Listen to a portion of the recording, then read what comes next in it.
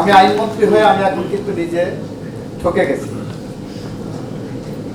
কারণ যখন আমি আইনজীবী হিসেবে কোর্টে যেতাম, প্রতিদিন একটা ইনকাম থাকতো,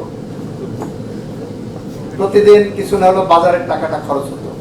আইনজীবীদের সম্পর্কে ছোট ছোট কয়েকটা চুটকি আছে, আমি বলে শেষ করব। এখন এসে দেখি যে আমার এগুলো কিছু নাই। আমি যখন বার কাউন্সিলের চেয়ারম্যান ছিলাম, আমার বোর্ডের এবং বার কাউন্সিলের এনরোলমেন্ট কমিটির মেম্বার ছিলাম, যখন এনরোলমেন্ট কমিটির অনেক মেম্বারের ছেলেমেয়েরা ফেল করছে, তাদের পাশ করাতে আমরা পারি। শুধু এটার থেকে আপনাদের একটু ধারণা নিতে হবে যে পরীক্ষা পদ্ধতিটা আমরা কতটা স্বচ্ছতার জায়গায় নিয়ে গেছি। আপনারা যারা এখানে আজকে আইনজীবী হয়েছেন, আপনারা সত্যিকারের মেধায় মানোত্তীর্ণ হয়ে এখানে এসে বসেছেন। আপনারা মেধাবী, আপনাদেরকে সেই কারণে শ্রদ্ধার জায়গা থেকে দেখি আমি। আপনাদের যারা আইনজীবী হয়েছেন তাদের জন্য কয়েকটি কথা বলি। একটি হলো আমাদের প্রয়াত প্রধান বিচারপতি, বাংলাদেশের অন্যতম শ্রেষ্ঠ প্রধান বিচারপতি ছিলেন বিচারপতি মোস্তফা কামাল। ওনার বাবা ছিলেন প্রখ্যাত সঙ্গীতজ্ঞ আব্বাস উদ্দিন সাহেব। ওনার মেয়ে আর একজন সঙ্গীতজ্ঞ নাশিদ কামাল। তো উনি একদিন এরকম আপনাদের বার কাউন্সিলের একটা কনভোকেশনে এক স্পিচে বলছে, আইনজীবীদের জীবনে 5টা স্টেজ থাকে।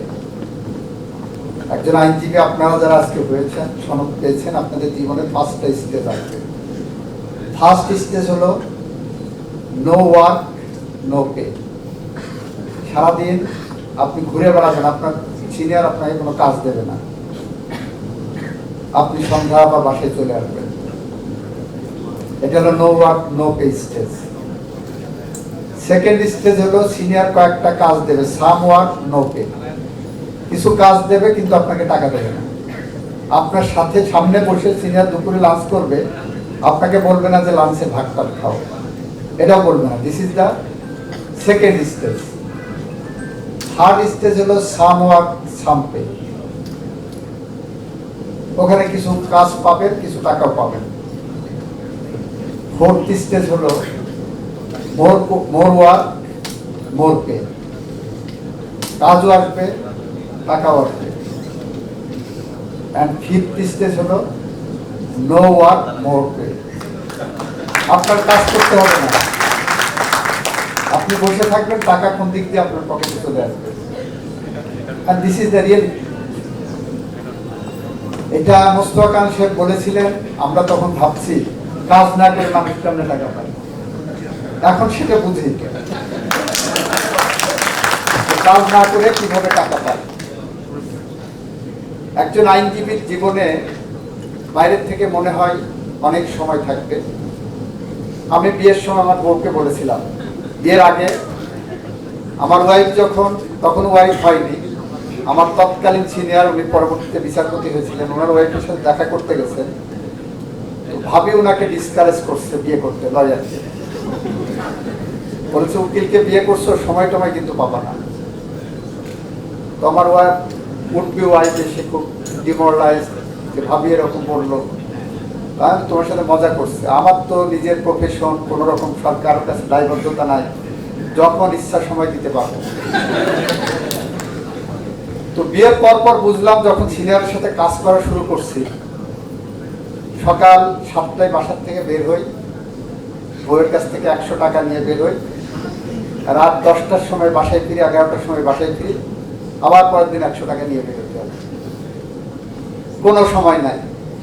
একবার এক আত্মীয়কে দাওয়াত করলাম, মানে বউয়ের দিককে, চাচা শ্বশুর চাচা শাশুড়িকে দাওয়াত করলাম বিয়ের কিছুদিনের মাথায়। আমার বাসায় উনি লাঞ্চ করবেন শুক্রবার। আমি বাসায় এসে বলতে ভুলে গেছি, লাঞ্চ না ডিনার করবেন, আমি বাসায় এসে বলতে ভুলে গেছি।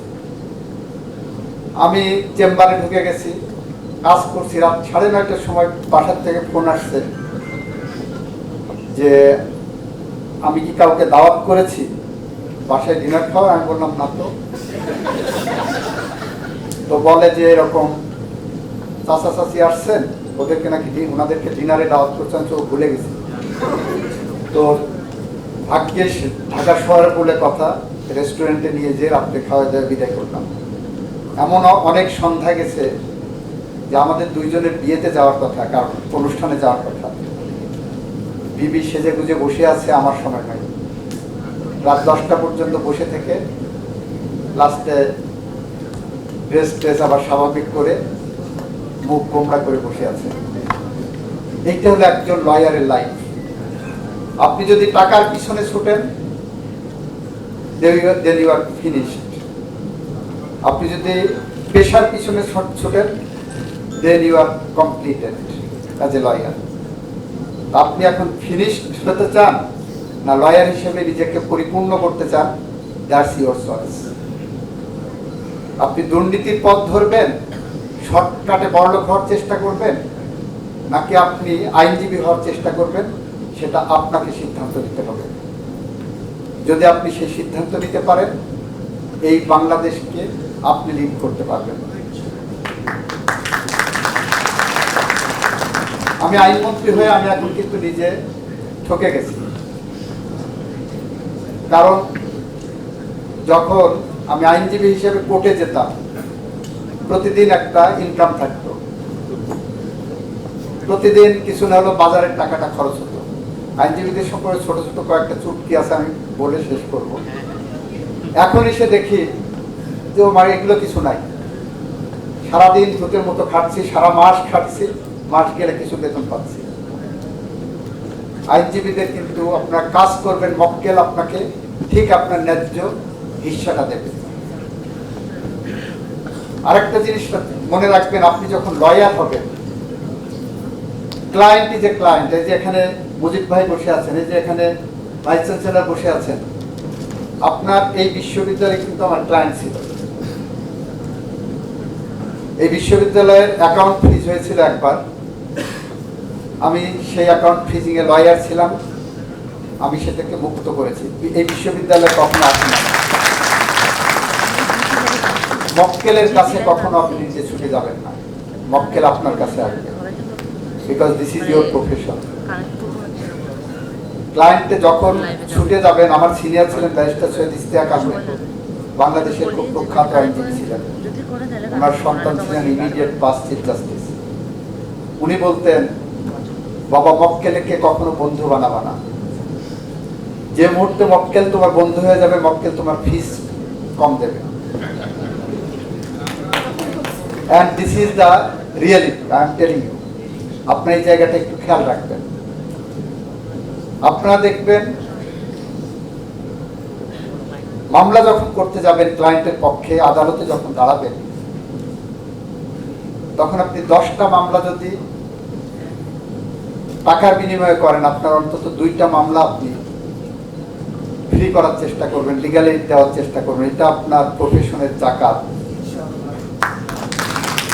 তাতে আপনার কমবে না, বাড়বে, আপনার বরকত বাড়বে।